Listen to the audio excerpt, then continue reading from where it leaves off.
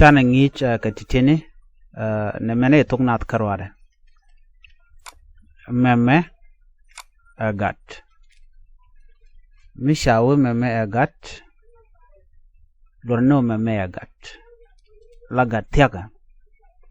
meme aran la meme shirika mandere we this is gen lo money meme agat meme aran titika nas michao titi ngwanken tiaka ka ngwanken jen chale titi kagat ki titi nas titi kagat ngwan michao meme agat lo na gat kel michao meme ran lo ken ran kel ke ram kel michao titi kagat lo ken ngu lo ken gat ngwan michao titi nas lo ken nas ngwan de ten wenamo lo tiaka gwad dan roidan michao toto kagat nan ken math toto kagat michao toto kagat nan ken ulunodi nan ken karamadan roj toto kagat ka ken ngwan ken gadato michao titi kagat toto tyang ne ken titi lel gele nan alo de gele te de gorudi na tom ki nan ke met kagat in chalaro toto kagat ndo titi kagat alo mina nan gwada ki nan ken wan pin gwasme atukon ke bir mi chol rano bir kudu der bin ko bi jogo no bir chermala wa kam wir mi jogo rano jene wir jogo rano no go were go bir e kam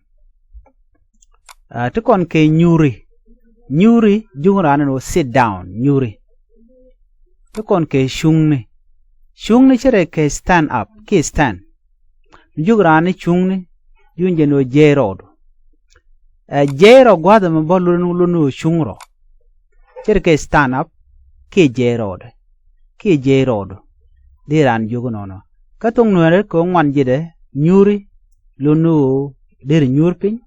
shungni de lono dirodo shungki dirodo jero lono dirodo bone shungro lono dirodo shung chana men gorbe nena men gwich mi chawe nena toyni ngulot kamo mi chawe jechro jana kele challenge gwad mi chi toj de ko jogo no je toyni wo dirodo chat der jogo der chat der toj chale toyni jero o mi chi toj kwale jogo no jerodo ko mi chawe ni gwad mo der wango der karwot lep wanku mi chalar lep wanku o der wango der karar ki der kelele der keleb mi chawe rer wanku gwad jonji no lep wanku jelot kam rer wanku